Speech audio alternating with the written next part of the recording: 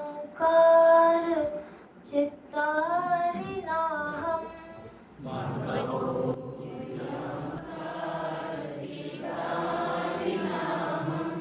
न च श्रोत्रजिह्वे न च घ्राणनेत्रे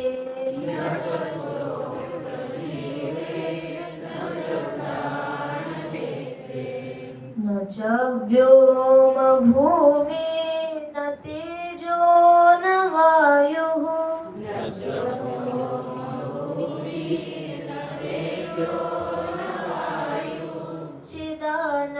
चिदानन्दरूपः शिवोऽहं शिवोऽहम्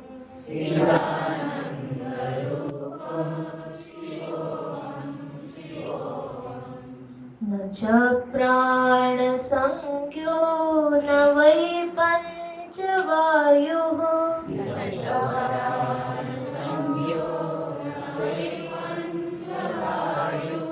न वा सप्तधातुर्न वा पञ्चकोशः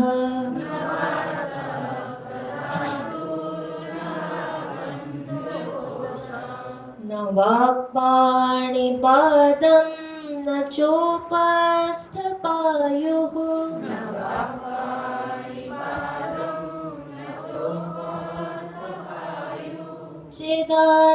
चिदानन्दरूपः शिवोऽहं शिवोऽहम्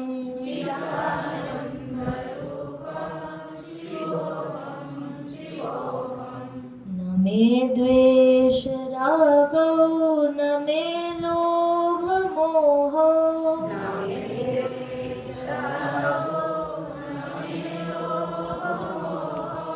मदो नैव मे नैव मात्सर्यभावः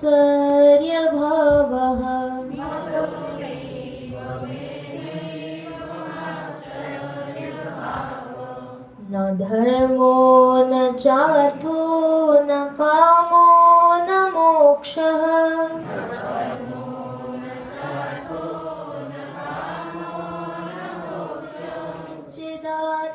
चिदानन्दरूपः शिवोऽहं शिवोऽहम्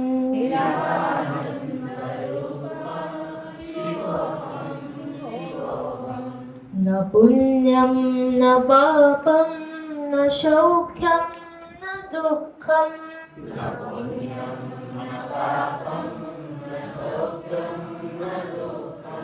न मन्त्रो न तीर्था न वेदा न यज्ञः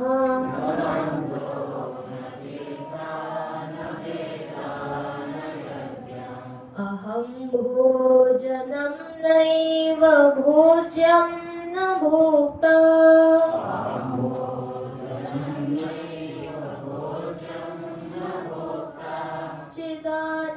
चिदानन्दरूपः शिवोऽहं शिवोऽहम्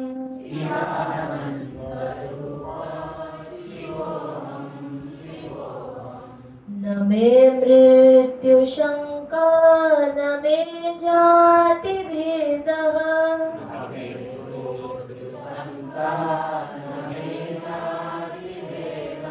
पिता नैव मे नैव माता च जन्म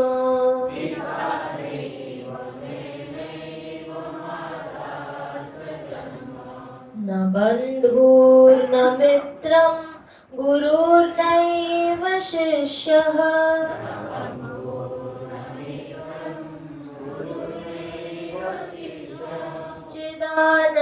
चिदानन्दरूपः शिवोऽहं शिवोऽहम्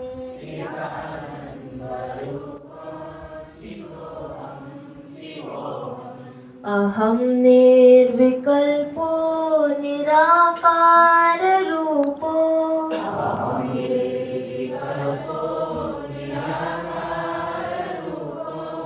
विभुव्याप्त सर्वत्र सर्वेन्द्रियाणां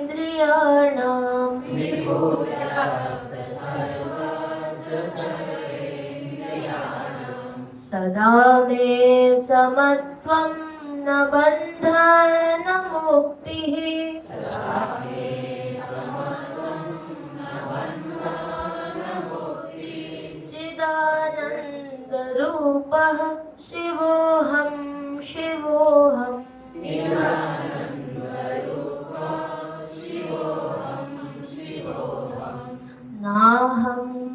मनुष्यो न च देवयक्षो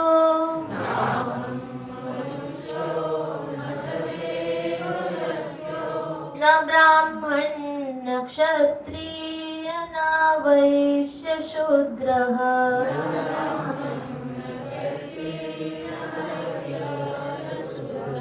नाहं ब्रह्मचारी न गृही न वनस्थो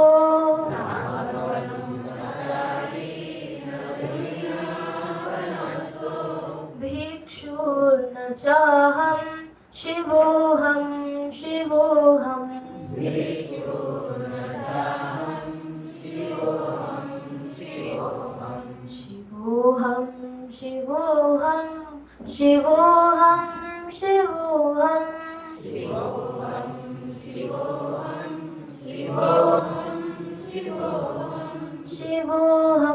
शिवोऽहं शिवोऽहं शिवोऽहम्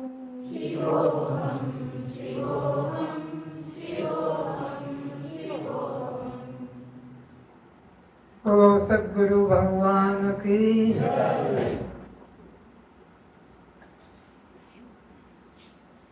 जगत गुरु शंकराचार्य महाराज की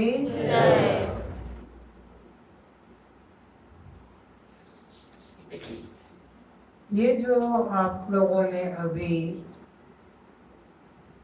उच्चारण किया भजन के रूप में, ये शायद प्रत्येक विद्यार्थी को मालूम होगा, क्योंकि इसको परीक्षा में भी पूछा गया था और लिखकर भी बताया गया था। आज इसका प्रसंग क्यों आया है? इसलिए कि शंकराचार्य जी ने अपने शिष्यों को कहा कि इसकी प्रत्येक पंक्ति को मुखस्थ कर लेना, कोई भूलने ना पाए। ये आत्मा का साक्षात्कार कराने वाला है। ये भजन आत्मा का, जैसे हाथ में रखे आंवले को कोई नींबू नहीं कहेगा, आंवले को आंवला ही कहेगा। तो ये जो पद अभी दोहराए, ये आत्म साक्षात्कार कराने वाले हैं। भगवान शंकराचार्य ने पूछा कि तुम कौन हो? तो उन्होंने ये उत्तर दिया जो अभी श्रद्धा ने दोहराया। घटना ऐसी घटी कि एक सदग्रस्त ब्राह्मण परिवार था, धन धान्य संपन्न था, विद्या विनय युक्त था,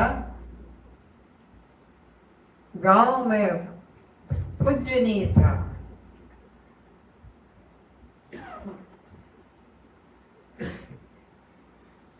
लेकिन एक कमी रह गई थी उनके घर में। बच्चा जो हुआ 11 साल का हो गया, पर वो बोलने में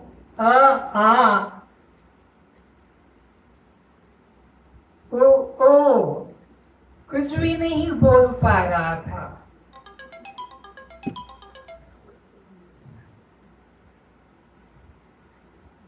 न माँ न बापा, न बहन न भाई, न पानी न रोटी। 11 साल का हो गया।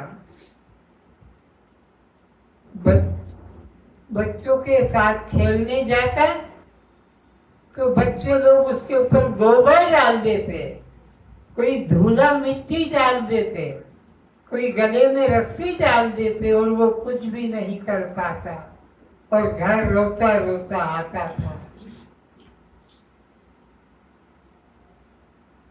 इसलिए वो घर में ही चुपचाप बैठा रहता था।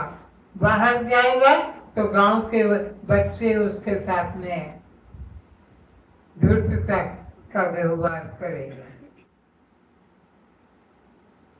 सारे गांव के लोग जानते थे कि यह ब्राह्मण का बालक लेकिन मूक है। तो शंकराचार्य जी उसी गांव के रास्ते से निकलने वाले हैं, ये गांव वालों को पता था। और गांव वालों को ये भी पता था कि पहले कई ऐसे मूक बालकों को, रोगी बालकों को या मृतक को जिंदा भी कर दिया था। तो उस ब्राह्मण के घर जाकर कहा कि देखो देखो, कल शंकराचार्य जी इसी रास्ते से निकलेंगे और तुम्हारी जो समस्या है कि बच्चा आज तक एक शब्द भी बचपन से नहीं बोला, तो तुम उनके चरणों में इस बच्चे को और अपने को समर्पित करना। वे दयालु आपके बच्चे का यह रोग ठीक कर दें। गांव वालों की बात मानी। दूसरा दिन हुआ, शंकराचार्य जी जिस रास्ते से उस गांव से निकलने वाले थे, वो ब्राह्मण अपने बच्चे को लेकर उसी रास्ते में लेट गया।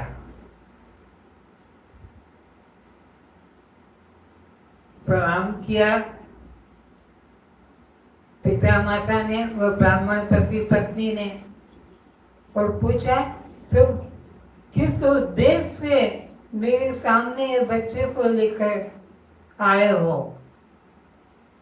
बोले महाराज एक ही समस्या है, ना कोई धन की कमी, ना कोई सम्मान की कमी, ना पंडिताई की कमी, सब से परिपूर्ण है।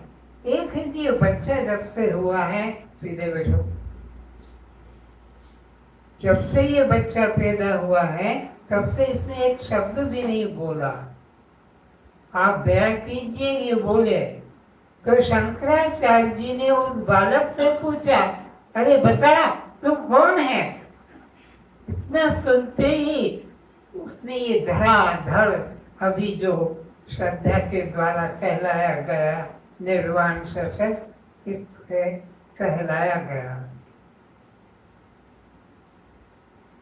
और प्रणाम करके और जाने लगे। लेकिन लड़के ना माँ कहा ना पिता कहा। वापस लौट के आए कि महाराज आपके सामने तो ये संस्कृत के पद बोल रहा था, लेकिन रास्ते में ना माँ कहा ना बाप कहा।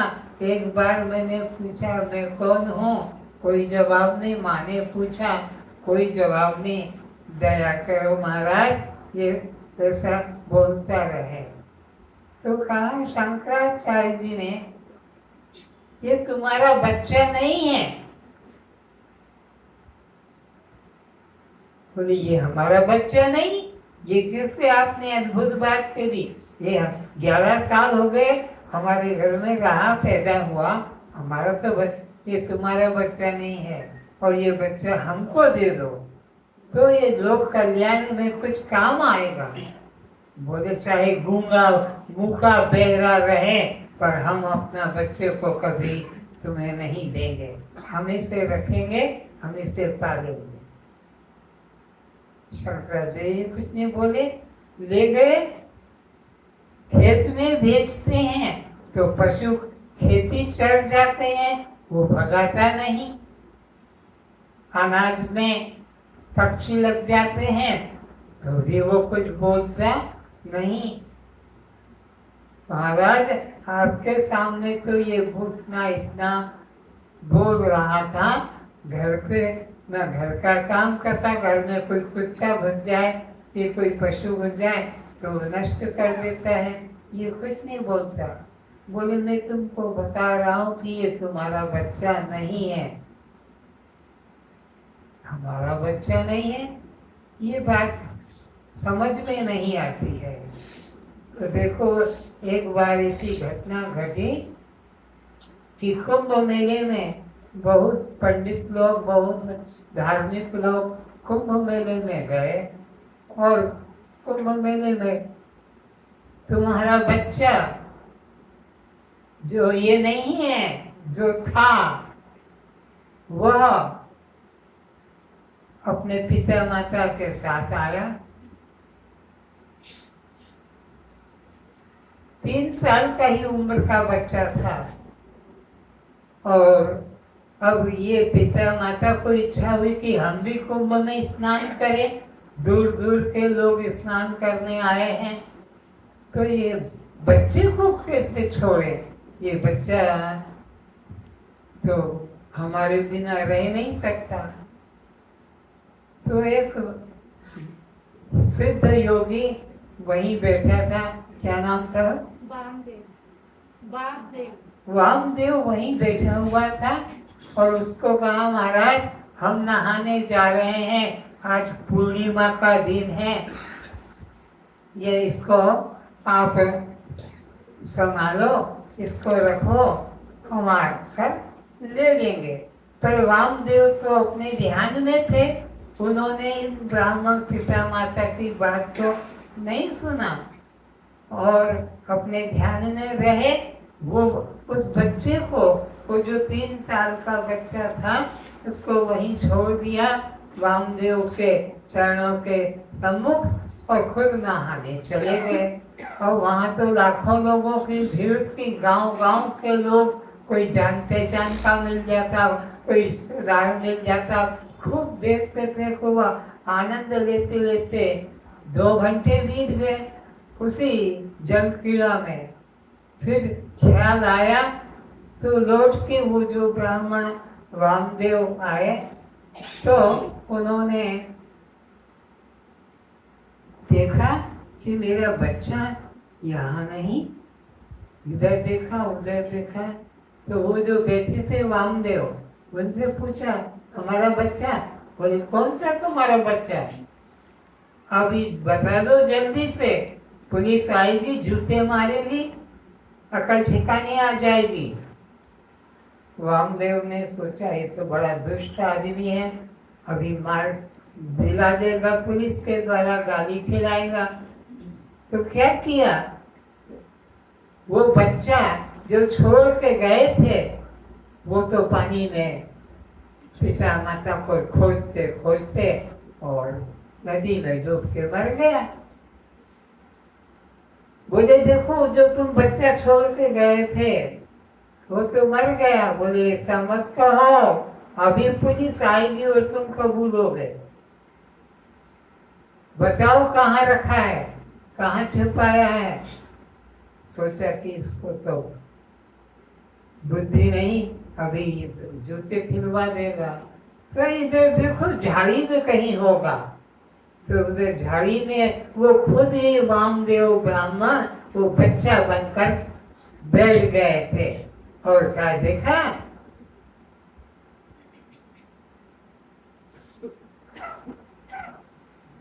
छड़ी पड़े छम छम, विद्याए घम घम। अभी जब डराया तो बता दिया कि इधर है। और वो बच्चा उस वक्त वो जो 3 साल का छोड़ के गया था इस योगी के चरणों में, वो तो बहते बहते और बाप को खोजते डूब के मर गया, तभी मर गया था। तो ये बच्चा अब वामदेव खुद बनकर, बच्चा बनकर बैठ गए और वो लेकर चले। लेकिन कोई शब्द नहीं, उच्चारण नहीं। तो वो पिता माता फिर उस बच्चे को लेकर शंकराचार्य जी के पास आए कि महाराज आपके पास ये बच्चा, जैसे संस्कृत में मनोबुद्धि अहंकार चित्ताहीना हम न च श्रोत्र जिह्वे न च घ्राण नेत्र न च दिवं भूम न तेजो न वायु चिदानंद रूप शिवोहम शिवोहम। सब बोलो, चिदानंद रूप शिवोहम शिवोहम, चिदानंद रूप शिवोहम शिवोऽहम्। इस तरह ये तो बोल रहा था, पर वो हमारे घर में तो एक शब्द भी नहीं बोलता है। महाराज आप दया करो हम पर। तो शंकराचार्य जी ने कहा, ये तुम्हारा बच्चा नहीं है, मैं कह तो रहा हूँ ये तुम्हारा बच्चा नहीं, तुम्हारा बच्चा तो उसी दिन नदी में डूब के मर गया था। और तुम जब आश्रम में मेरे पास आकर बच्चे की मांग करने लगे, मैंने तभी कहा कि वो नहीं है तुम्हारा बच्चा, तभी कहा कि नहीं हमारा बच्चा, तुमने छुपाया है। तो छुपाया नहीं था, मैं खुद ही वो बालक के रूप में वहाँ तुमको मिल गया। वो मैं मेरा रूप था, और वो तो मैंने संसारी ज्ञान कुछ पाया नहीं, बचपन से मैंने कोई संसारी ज्ञान नहीं पाया, वही बालक तुम्हारे पास में है। इस तरह की बात घटना घटी। तो शंकराचार्य जी ने उस बालक की मांग की कि ये हमको दे दो, ताकि ये लोग कल्याण का कर्म करेंगे। 4 मठ बनाए, उसमें से एक मठ का उसको ही मठाधीश बना दिया। उन्होंने उस बच्चे को दिया नहीं कि नहीं हमारा बच्चा मूक रह जाए, बहरा रह जाए, लंगड़ा लूला भी हो जाए, हम तुमको देने वाले नहीं, ये तो हमारा प्राण प्यारा है, इसको हम नहीं देंगे। शंकराचार्य जी मौन रहे और आगे बढ़ गए। इस तरह से यह घटना घटी। ये जो भजन अभी बताया, यह शंकराचार्य ने अपने शिष्यों से कहा, ये मेरे शिष्यों शीघ्रता से नोट करो, एक एक शब्द, एक एक वाक्य, ये महावाक्य है, तुम इसमें को कोई खाली मत जाने देना।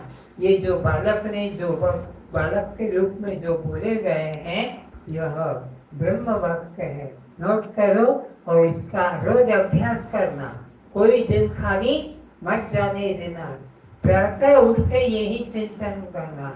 मेरा प्रश्न होगा कि तुम कौन हो, और तुम्हारा उत्तर आएगा कि मनोबुद्धि अहंकार चित्तानि नाहं, न च श्रोत्रजिह्वे न च घ्राणनेत्रे न च व्योमो भूमि न वायु न तेजो न वायु चिदानंद रूपः शिवोऽहं चिदानंद। इस तरह से तुम अभ्यास करना। तो यह कब से चला आ रहा है। आगे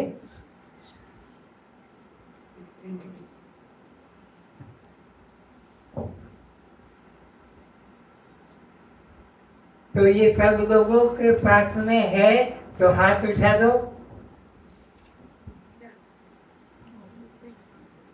बहुत कम लोगों ने हाथ उठाए हैं, जबकि परीक्षा में भी पूछा गया था, जबकि कागज में लिखकर भी सब लोगों ने बताया गया था। और इसकी पुस्तक बुक स्टॉल भुवनेश्वर, जिसके संचालक सनातन मिश्र, सामल मिश्र है, उनसे मांग करोगे तो वो साधारण सी कीमत लेकर और आपको वो पुस्तक छपी हुई ये कहानी सहित आपको प्राप्त हो सकेगी। इसलिए हर एक के पास में वो पुस्तक छोटी सी हनुमान चालीसा की तरह है, और उसको अवश्य मुखस्त कर लेना चाहिए। और रोज उठकर नहाने धोने की चिंता नहीं, पहले वो अपने चिदानंद रूप शिवोऽहं, बस यही धुन लगाने का है। तो अनादिकाल से यह जीवात्मा अपने वास्तविक स्वरूप को न जानने के कारण 4 प्रकार के योनियों से निकलते हैं, कभी स्वयज, कभी अंडज, कभी उद्भिज, कभी जरायु, कभी अंडे के रूप में पैदा होता है, कभी पसीने के रूप में पैदा होता है, तो कभी पशु के रूप में, कभी पक्षी के रूप में। अनादिकाल से यह जीवात्मा 84 लाख योनियों में भटकता आ रहा है, अपने को न पहचानने के कारण। ये जितने तुम सब हम बैठे हैं, अपने वास्तविक स्वरूप को कोई नहीं पहचानता था, नहीं है। जिसने ये जाना है वो मुक्त हो गया है कि मैं कौन हूँ, पर ये हम नहीं जानते थे अनादिकाल से, और 84 लाख योनियों में भटक रहे थे। 9 लाख प्रकार के टोटल कर लेना, 9 लाख प्रकार के जल में रहने वाले जीवों में तुम हम सब ने यात्रा की। जल में क्या होगा? मछली होगी, मगर होगा, कछुआ होगा, जलहस्ती होगा, और क्या होगा? वो योनि में, और एक एक योनि में भी हजार साल, एक एक योनि में भी हजार साल हमने जीवन व्यतीत किया। तो 9 लाख प्रकार के जल में रहने वाले जीव में जीवन व्यतीत किया। 10 लाख प्रकार के आकाश में उड़ने वाले पक्षियों के जीवन में जीवन व्यतीत किया।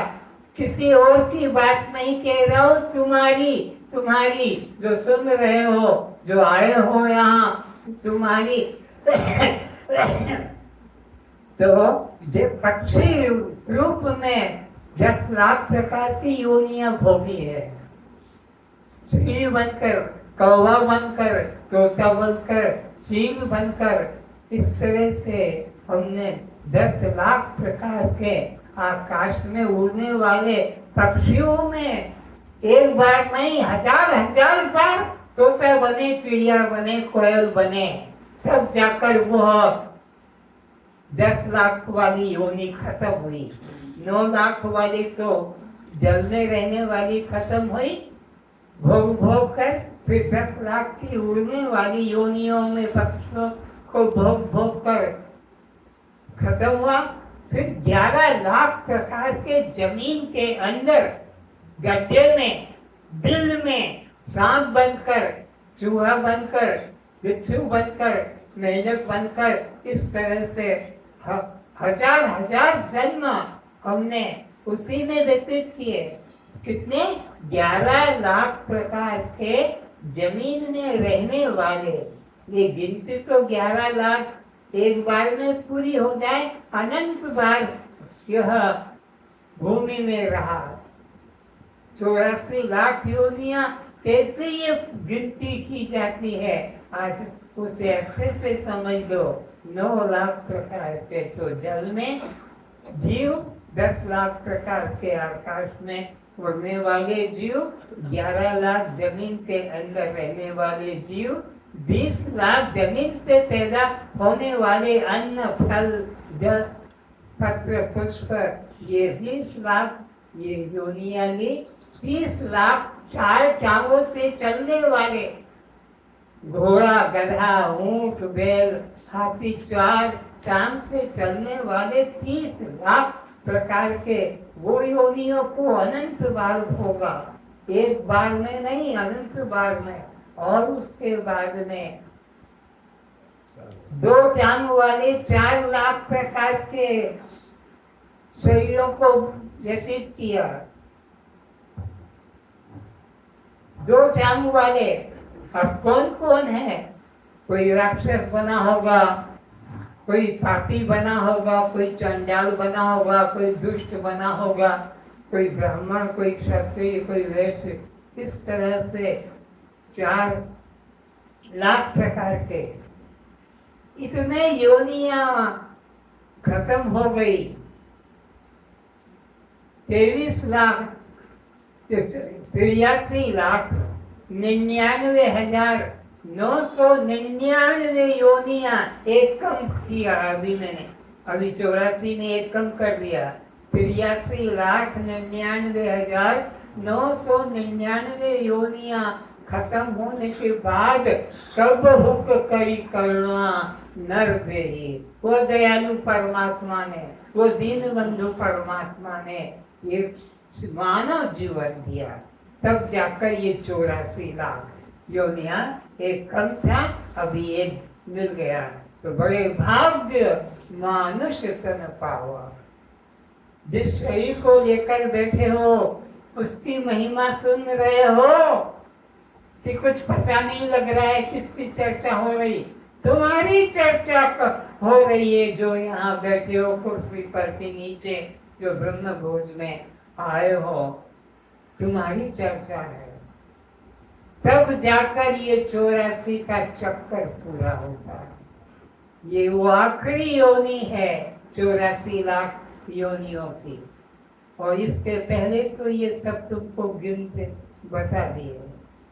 तो ये अपने स्वरूप को न जानने के कारण कि मैं कौन हूँ, मैं दृष्टा साक्षी आत्मा हूँ, चिदानंद रूप शिवोहम शिवोहम, और ये जितने आदि पंक्तियां कही गई सबको इनकार किया।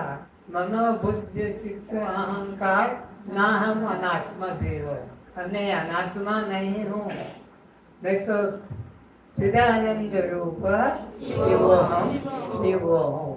अब इसके आगे और क्या है ध्यान से सुनेंगे। इतना ये कोर्स पूरा हो गया। 84 लाख योनियां कैसे प्रतीत हुई, कैसे व्यतीत हो गई, ये पक्का कर लिया।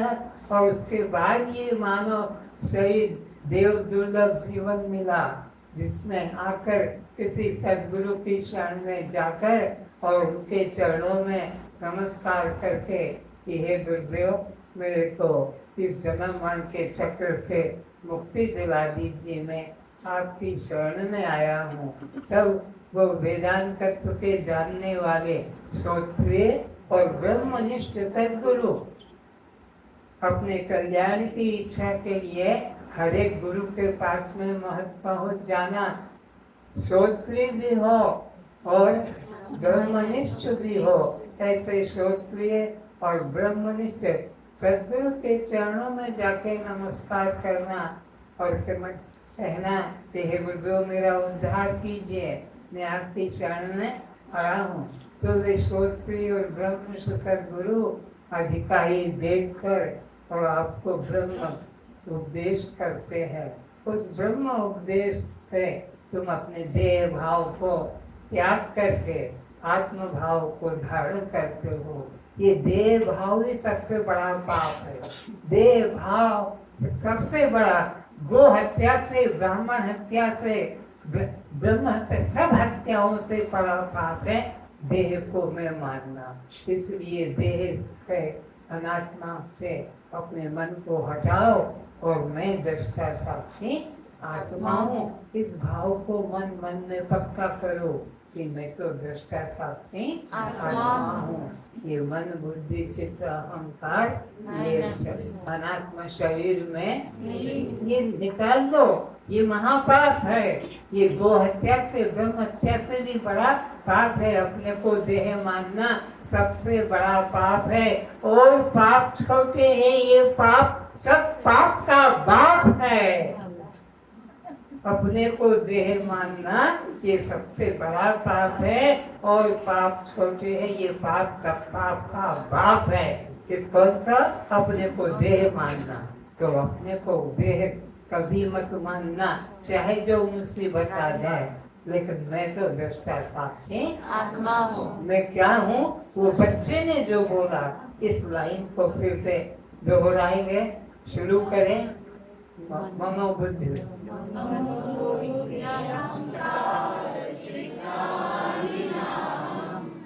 च श्रोत्र जिह्वे न च घ्राणनेत्रे न च व्योम भूमि न तेजो न वायु चिदानंद रूप शिवोहम शिवोहम। ये अपना असली रूप है। ये महापुण्य का फल है। यह महान धार्मिक बात है कि चिदानंद रूप न च प्राण संज्ञो न वै पंच वायु न वा सप्तधातु न वा पंचकोश न वा पाणिपादौ न चोपस्थवायु चिदानंद रूप शिवोहम शिवोहम। न मे द्वेष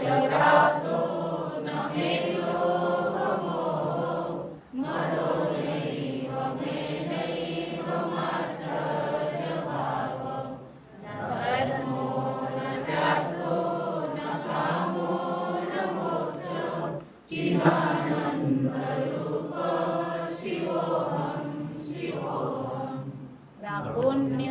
न पापं न सौख्यं न दुःखं न मन्त्रो न तीर्था न वेदा न यज्ञम्। 20 में से 19 को इनकार करके एक को स्वीकार किया है, चिदानंद रूप। बस इतना, बाकी जितना नाम नाम नाम एक को भी स्वीकार नहीं किया। ऊंची से ऊंची तुम्हारी अवस्था क्यों ना हो मन की, लेकिन सब अधर्म की ओर है, सब अधर्म की ओर है। आगे अहम भोजनम नैव भोज्यं न भोक्ता चिदानंद रूप शिवोऽहं शिवोऽहम्। न मे शंका न मे चाति भेदा मता नैव मे नैव माताश्च जन्म। कहा कि पिता भी मेरा कोई नहीं और माँ भी नहीं। तो बाप को गुस्सा आके ऐसा दुष्ट पैदा हुआ घर में कि जो अभी से बाप को ही नहीं कहाँ कर रहा है, माँ को ही नहीं, का इसे तो होता ही मर जाता तो अच्छा रहता है। किस काम का ये प्रार्थना हम कर रहे हैं शंकराचार्य जी से कि इसको आप मुख बना दीजिए, इससे तो गुआ अच्छा है। और आगे न बंधु न मित्रं गुरुरेव शिष्यः चिदानंद रूपः शिवोऽहं शिवोऽहम्। अहं निर्विकल्पो निराकार रूपो विभुराग सर्वत्र सर्वेन्द्रियाणां सदा मे समत्वं न बन्धः न मुक्तिः चिदानंद रूपः शिवोऽहं शिवोऽहम्। मनुष्यो न च देव यक्षो न ब्राह्मण न क्षत्रिय न वैश्य न शूद्र। ना ब्राह्मण भी मानने को तैयार नहीं थे, कुकर सुकर बनेगा, क्या करेगा? जो कहता कि न ब्राह्मण भी नहीं, क्षत्रिय भी नहीं, केवल निश्चय करता है चिदानंद रूप शिवोऽहम्। बस मेरा एक ही अटल विश्वास है और मैं कोई भी दुनिया के बात को नहीं समझता हूँ। नाहं ब्रह्मचारी न गृहीणो मनस्थो भिक्षुर्न चाहं शिवोऽहं शिवोऽहम्। चिदानंद रूपः शिवोऽहं शिवोऽहम्। चिदानंद रूपः शिवोऽहं शिवोऽहम्। इस तरह से उन्होंने अपना अनुभव प्रकट किया। जब पूछा था शंकराचार्य ने तो कौन है, कुछ भी नहीं बोलता है तो कौन है? तो उसने कहा ये चिदानंद रूप शिवोऽहं शिवोऽहम्। तब शंकराचार्य ने कहा कि ये तुम्हारा बच्चा नहीं है, ये संसारी बात बोलना भी नहीं जानता, ये योगी है, ये सिद्ध योगी है जिसके पास तुमने बच्चे को छोड़ के नहाने गए थे और तुम नहाने के खेल कूद में लग गए। ये बच्चा रोता रोता तुम्हारे पीछे तुम्हारे पद चिन्ह को देखते देखते और नदी के प्रवाह में तो चला गया। ये तो उसी दिन तभी मर गया था और जब तुमको 2 घंटे बाद होश आया, अरे बच्चे को हम छोड़ आए हैं, वापस लौटे जल्दी नदी से और वही बाबा के पास गए। क्या बाबा? वामदेव महाराज के पास और जाकर कहा महाराज यहाँ जो हमारा बच्चा था, कौन सा बच्चा? बोले सीधे ढंग से बात करो, तुम्हारे पास जो बच्चा छोड़ के गए थे वो बच्चा कहाँ? बोले मेरे को कुछ पता नहीं। कैसे पता नहीं? हमने तुम्हारे को सुपुर्द करते गए थे। बोले भाई यही कहीं होगा। बोले देख लिया, सोचा कि तो पुलिस को घर घर कर देगा, ये हमारे बच्चे को बाबा ने छुपा दिया है। तो कहीं झाड़ी के आसपास देखो कहीं खेल रहा होगा। वो खुद ही बाबा, वो तो जानते थे वो मर गया बच्चा, अब कहाँ से लाके दे? तो खुद ही वो योगी वह बच्चा बन गया और वो उस बच्चे को अपना बच्चा समझकर लौट के ले आए और अपने घर में रखा। लेकिन वो तो घर की भाषा, क्योंकि तो योगी था, सिद्धों के वामदेव, वो तो संसारी बातें नहीं जानता था। तो यह घटना घट गई, तब की बात है। तो बहुत परेशान हुए, बहुत परेशान हुए। तो फिर कहा कि लो महाराज, ये हमारे काम में तो नहीं आएगा, तुम्हारे काम में आता है तो ले लो, इसको तुम ठीक कर सकते हो। आगे।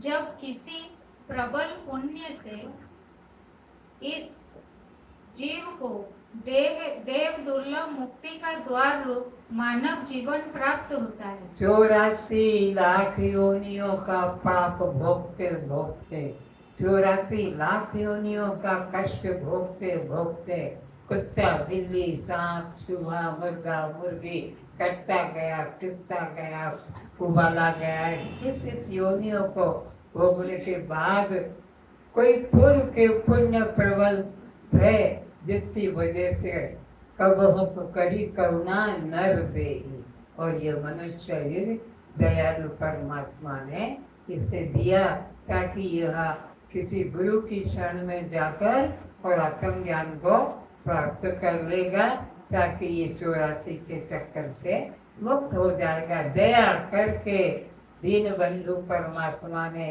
इस दुष्ट जीव को, जो 84 लाख योनियों में भटकता आ रहा है, इसे मनुष्य शरीर दिया कि ये गुरु की शरण में जाए और आत्म ज्ञान को प्राप्त करे। यह वही बालक है।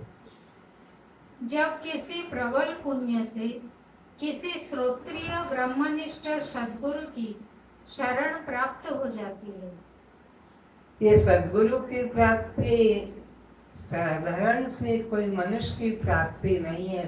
अनंत जन्मों के कष्ट भोगने के बाद श्रोत्रिय और ब्रह्मनिष्ठ 2 उपाधिवान गुरु की प्राप्ति होती है, और उनके चरणों में जब ये समर्पित हो जाता है अपने सब अहंकार नाम रूप जाति को छोड़कर, और वे गुरु इसे अपना लेते हैं और ब्रह्म का बोध करा देते हैं, तब ये जीव मुक्त हो जाता है। तब यह जीव उन्हें साष्टांग प्रणाम कर अपने कल्याण के लिए प्रार्थना करता है कि हे गुरुदेव अस्तो मां सद्गमय।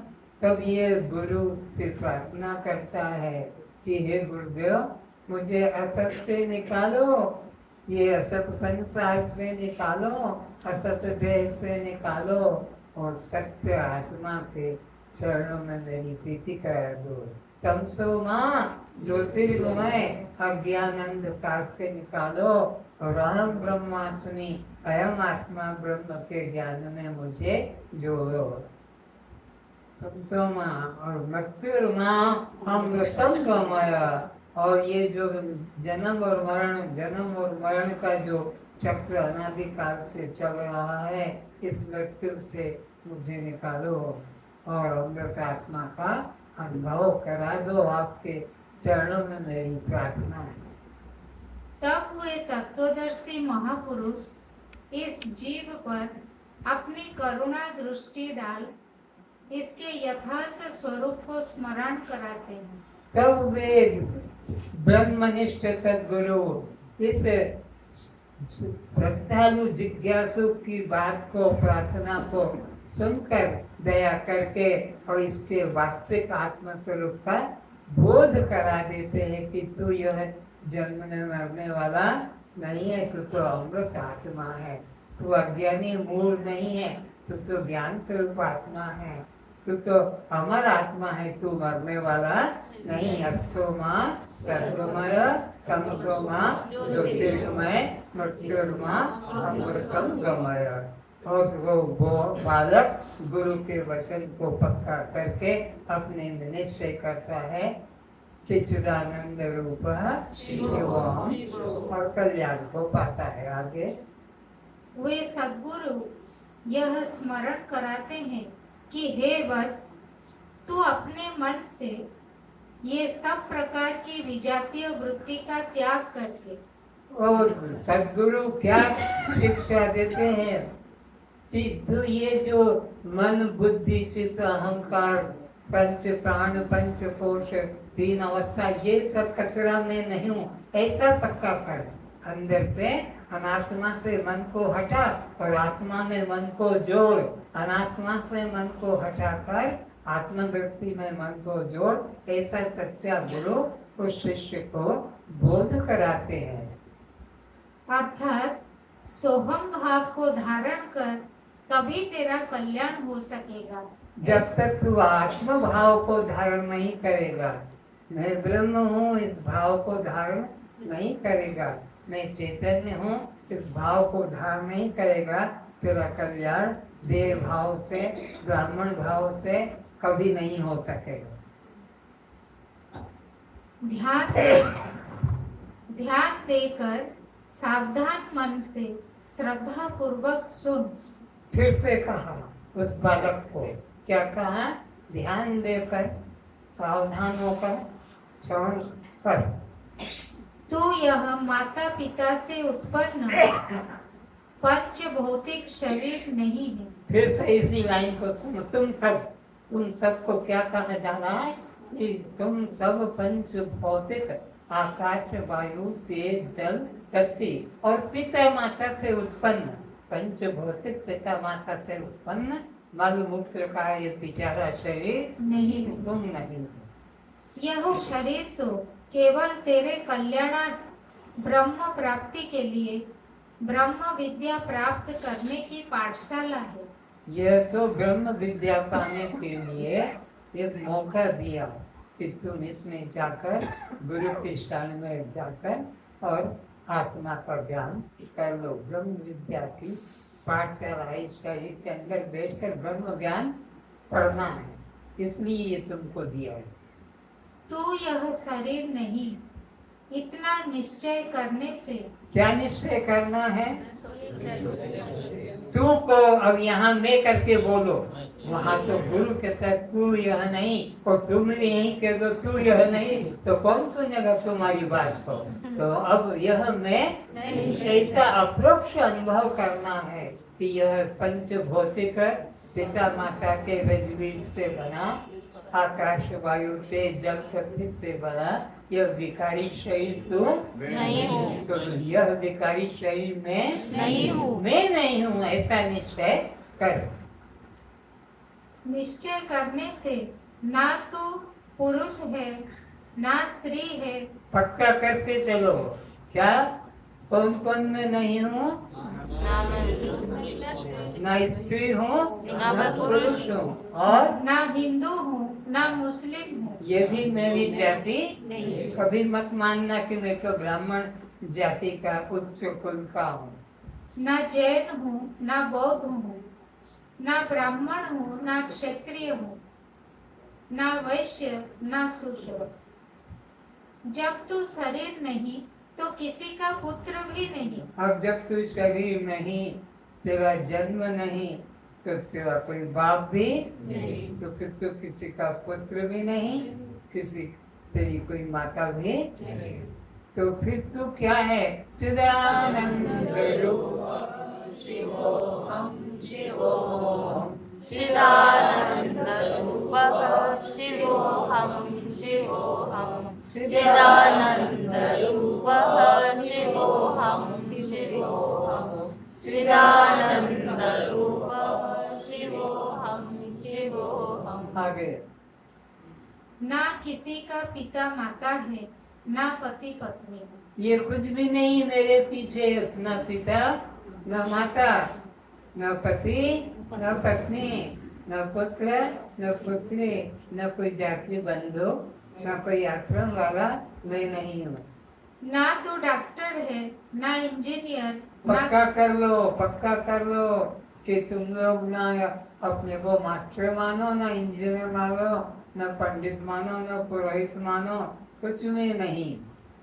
ना तू पंडित ना मूर्ख ना धनी ना निर्धन, ना तू ब्रह्मचारी ना गृहस्थी, ना वानप्रस्थी ना सन्यासी।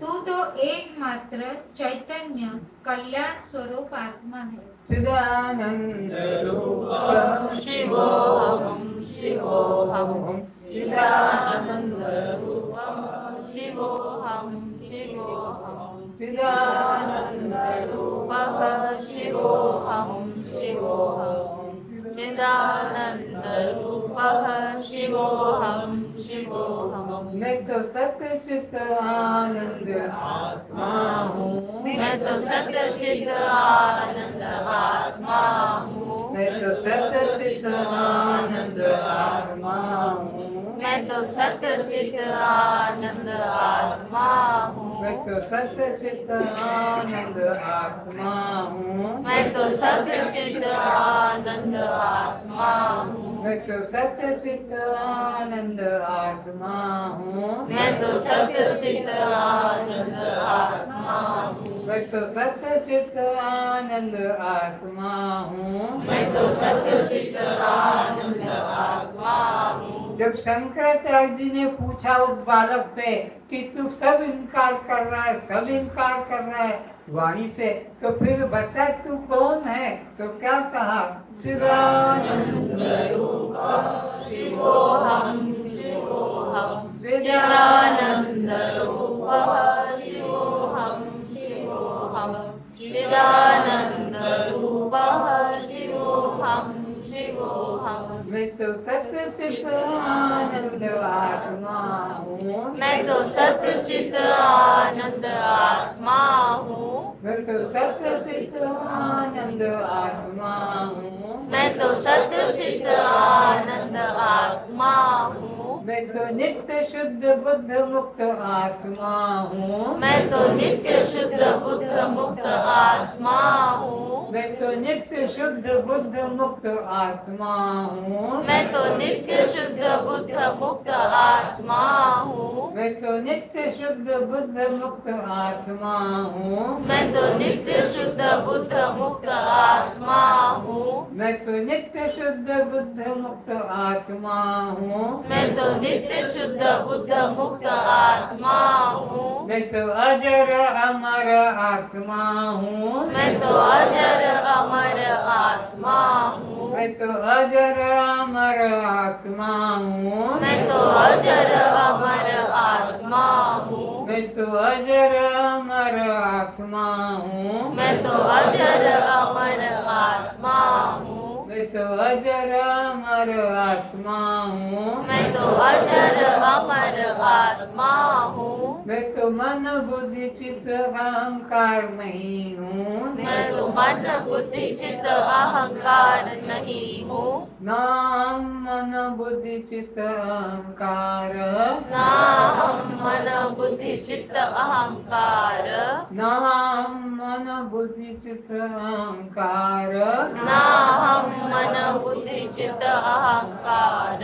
मैं तो सत्य चित्त आनंद आत्मा हूँ। मैं तो सत्य चित्त आनंद आत्मा हूँ। कोई गर्दन भी काटे तो आगे झुका देना, लेकिन मैं सच्चित आनंद आत्मा निश्चय से डिगना नहीं। मैं तो सत्य चित्त आनंद आत्मा हूँ। मैं तो सत्य चित्त आनंद आत्मा हूँ। धन जाए तो जाए, नाम जाए तो जाए, लेकिन स्वरूप का निश्चय बदले नहीं। मैं तो सत्य चित्त आनंद आत्मा हूँ। मैं तो सत्य चित्त आनंद आत्मा हूँ। मैं तो सत्य चित्त आनंद आत्मा हूँ। मैं तो सत्य चित्त आनंद आत्मा हूँ। मैं तो सत्य चित्त आनंद आत्मा हूँ। मैं तो सत्य चित्त आनंद आत्मा हूँ। मैं तो सत्य चित्त आनंद आत्मा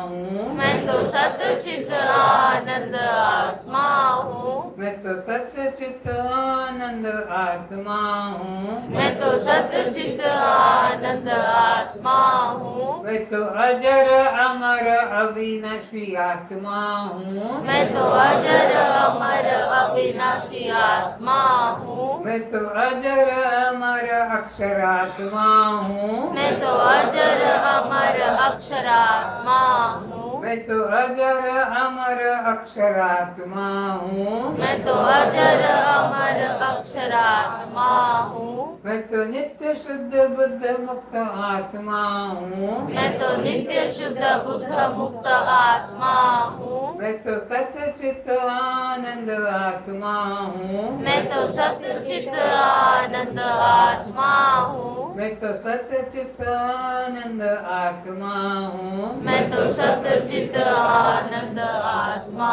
हूँ। मैं तो सत्य चित्त आनंद आत्मा हूँ। मैं तो सत्य चित्त आनंद आत्मा हूँ। मैं तो नित्य मुक्त आत्मा हूँ। मैं तो नित्य मुक्त आत्मा हूँ। मैं तो सच्चिदानंद आत्मा हूँ। मैं तो सच्चिदानंद आत्मा हूँ। मैं तो नित्य मुक्त आत्मा हूँ। मैं तो नित्य मुक्त आत्मा हूँ। मैं तो सच्चिदानंद आत्मा हूँ। मैं तो सच्चिदानंद आत्मा हूँ। मैं तो चिदानंद आत्मा हूँ। मैं तो चिदानंद आत्मा हूँ। मैं तो चिदानंद आत्मा हूँ। मैं तो चिदानंद आत्मा हूँ। चिदानंद आत्मा हूँ। चिदानंद आत्मा हूँ। मैं तो सच्चिदानंद आत्मा हूँ। मैं तो सच्चिदानंद आत्मा हूँ। मैं तो सच्चिदानंद आत्मा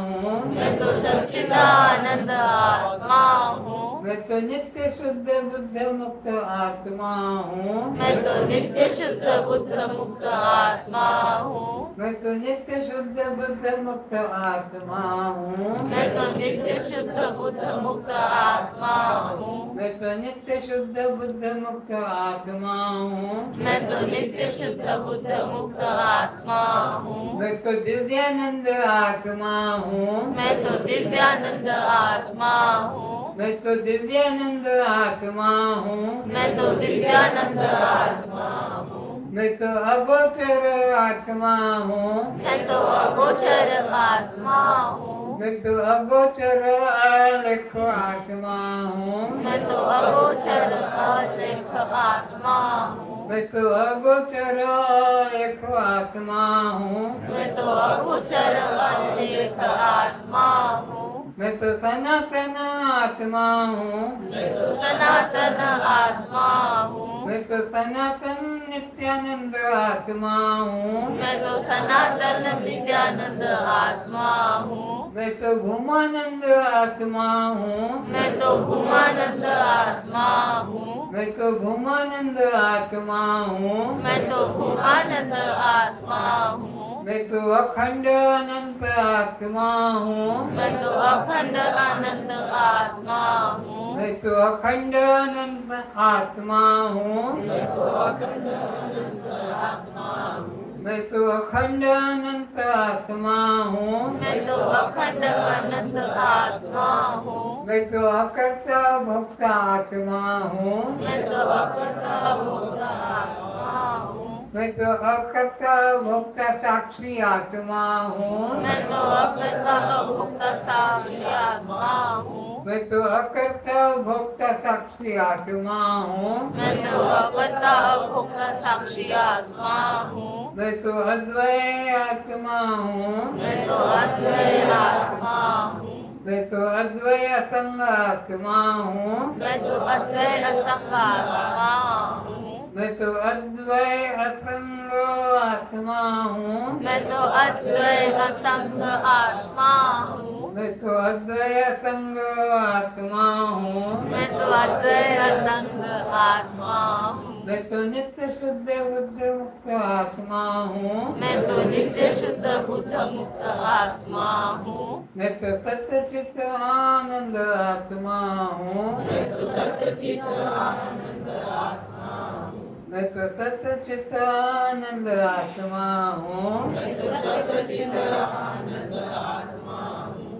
मैं तो सदानंद आनंद आत्मा हूँ। मैं तो सदानंद आनंद आत्मा हूँ। मैं तो परमानंद स्वरूप आत्मा हूँ। मैं तो परमानंद स्वरूप आत्मा हूँ। मैं तो सर्वव्यापक अखंड आत्मा हूँ। मैं मैं तो सर्वव्यापक अखंड आत्मा हूँ। मैं तो शाश्वत शांत आत्मा हूँ। मैं तो शाश्वत शांत आत्मा हूँ। मैं तो सुख स्वरूप आत्मा हूँ। मैं तो सुख स्वरूप आत्मा हूँ। जय श्रीमती, जय श्रीमती, जैसी गति जय श्रीमती, तैसी गति। ब्रह्ममती, ब्रह्मगति ब्रह्ममती, ब्रह्मगति ब्रह्मगति, ब्रह्ममति मुक्तमती, मुक्त गति मुक्तमती, मुक्त गति जय श्रीमती। तैसी गति। मैं तो आनंद आत्मा हूँ। मैं तो आनंद आत्मा हूँ। मैं तो सत्संग स्वरूप आत्मा हूँ। मैं तो सर्व स्वरूप आत्मा हूँ। मैं तो सर्व स्वरूप आत्मा हूँ। मैं तो शाश्वत शांत आत्मा हूँ। मैं तो शाश्वत शांत आत्मा हूँ। मैं तो चिदानंद आत्मा हूँ। मैं तो चिदानंद आत्मा हूँ। मैं तो शिव स्वरूप आत्मा हूँ। मैं तो शिव स्वरूप आत्मा हूँ। मैं तो शिव स्वरूप आत्मा हूँ। मैं तो शिव स्वरूप आत्मा हूँ। मैं तो ब्रह्म स्वरूप आत्मा हूँ। मैं तो ब्रह्म स्वरूप आत्मा हूँ। मैं तो ब्रह्म स्वरूप आत्मा हूँ। मैं तो ब्रह्म स्वरूप आत्मा हूँ। मैं तो ब्रह्म स्वरूप आत्मा हूँ। मैं तो ब्रह्म स्वरूप आत्मा हूँ। मैं तो परमानंद स्वरूप आत्मा हूँ। मैं तो परमानंद स्वरूप आत्मा हूँ। मैं तो परमानंद स्वरूप आत्मा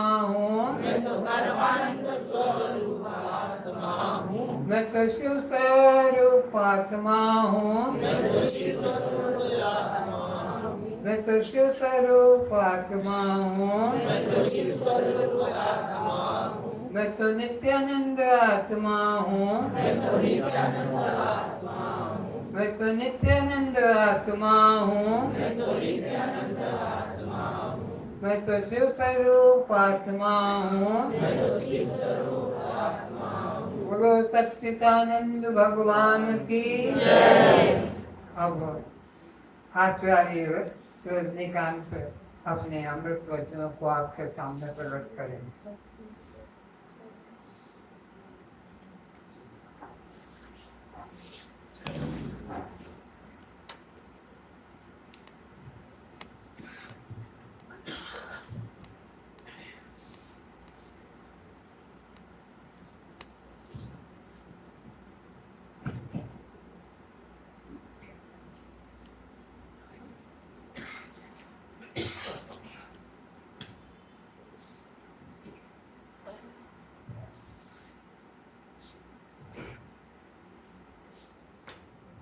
सर्वप्रथम मैं गुरुदेव के चरणों में प्रणाम करता हूँ। मेरे अन्य पूज्य गुरुजन वृंद और साधक वृंद, भगवान शंकराचार्य जी के यही मत है, हर पल तैल धारावत ये ध्यान होना चाहिए, जो कि निधिध्यासन कहलाता है। श्रवण हुआ, उसके बाद मनन और साथ निधिध्यासन की आवश्यकता है। और ये देखा गया है, निधिध्यासन या तो निर्विकल्प समाधि में रहते हुए योगियों में भी विक्षेप देखा जाता है, जो सुप्त वासना कब जागृत हो जाता है और साधक को पटक देता है। बहुत बड़े बड़े साधक जो कि महायोगी महेश्वर पर भी ऐसे अहंकार से ग्रसित हुआ देखा गया है। छोटा सा बालक जो पार्वती जी का बेटा गणेश, वो भी मात्राज्ञा से द्वारपाल का दायित्व ले रखा है। उसमें महेश्वर आके पहुंचे और अंदर जाने के लिए बोल रहे हैं, बालक छोड़ा नहीं, वो भी माँ का आज्ञा पालन कर रहा था, उसमें दोष नहीं उसका। पर इतने उनमें क्रोध आया कि उसका सर काट दिए। ये कोई योगी, सर्वश्रेष्ठ योगी, उसमें भी ऐसा क्रोध आ सकता है। ऋषि दुर्वासा, भागवत की कथा है, अम्बरीश, राजा अम्बरीश के घर में आप पहुंचे और एकादशी पारण विधि होने वाली थी, द्वादशी तिथि थी। बोले कि आज तेरे घर में अन्न ग्रहण करूंगा। राजा अम्बरीश बहुत आनंदित हुए, बोले कि अहो भाग्य मेरा। तो ऋषि बोले मैं स्नान करके आता हूँ। जाके स्नान करके आते आते संध्या सूर्य दिग्वलय में अस्त प्राय। पुरोहित बोले कि महाराज आप पारण विधि कर लीजिए जल तुलसी, ताकि आपका व्रत भी भंग ना हो और ऋषि का अपमान भी ना हो। उसी समय ऋषि आप पहुंचे, देखे कि जल तुलसी हाथ में लिए हैं, मुंह में लिए नहीं। तब देख के इतने क्रोधित हो गए, अपना जटा तोड़ के फेंके अम्बरीश के ऊपर और कृत्या निर्माण करके भीषण काया विस्तार करके कृत्या जब खाने के लिए दौड़ी, त्राही माम करके अम्बरीश हाथ जोड़े तो सुदर्शन चक्र आकर कृत्या को नष्ट कर दिए और अम्बरीश की रक्षा करे। दोबारा कृत्या निर्माण करके फेंके अम्बरीश के ऊपर, उसको भी सुदर्शन चक्र नष्ट कर दिया। बार बार ये प्रयास करते रहे कि अम्बरीश को कैसे मार दिया जाए, पर उनके सारे प्रयास को नष्ट कर दिए सुदर्शन। और अंत में प्रबल तेज से सुदर्शन चक्र दुर्वासा के और जब आक्रामक रीति से गए तो पूरे जटा जल गया और भय के मारे दौड़े महादेव के शरण में गए। महादेव बोले कि ये मेरा शस्त्र नहीं है, मैं इसको रोक नहीं सकता, भगवान विष्णु जी का है, उनके पास आप जा सकते हो। भगवान विष्णु का चक्र है, वो उन्होंने तो अपमान किया है, तो कैसे उनके पास जाए करके ब्रह्मा जी के पास गए। ब्रह्मा जी बोले कि ये मेरा शस्त्र नहीं, मैं नहीं रोक सकता, आप विष्णु जी के पास जाइए। विष्णु जी के शरण में गए। विष्णु जी बोले ये मेरे अधिकार में नहीं है, एक बार जब जिसकी रक्षा में चला जाता है वो उसके अधीन हो जाता है, आप हो सके तो आप राजा अम्बरीश के शरण में जाओ। बेचारे दुर्वासा जी अम्बरीश के शरण में गए और फिर अम्बरीश प्रणाम करके वापस भेज दिए। इसे जो देखा गया है, ये हो सकता है ये काल्पनिक हो या कथा हो, इसमें यही संदेश है। साधक चाहे कितने भी प्रबल ध्यान किया हो, ज्ञान हो, फिर भी पतन का द्वार खुल सकता है यदि वासना को प्रश्रय दे तो। कभी सुप्त वासनाएं जग जाएगी। तो इसलिए आचार्य बोले विषयाभिमुखम दृष्ट्वा विद्वांसमपि विस्मृतिः विक्षेपयति धीर दोषेर योषाजारमिव प्रियम। विषयाभिमुख विद्वान को विस्मृति हो जाती है और उसके सारे ज्ञान कहाँ नष्ट हो जाता है, समझ में नहीं आता है। इसलिए निरंतर साधक को चाहिए अपने स्वरूप का ध्यान करें। जैसे गुरुदेव हमें अभ्यास कराते हैं, न तो सत्य चित्त आनंद आत्मा हो, हर क्षण ये धारा तैल धारावत प्रवाहित होना चाहिए।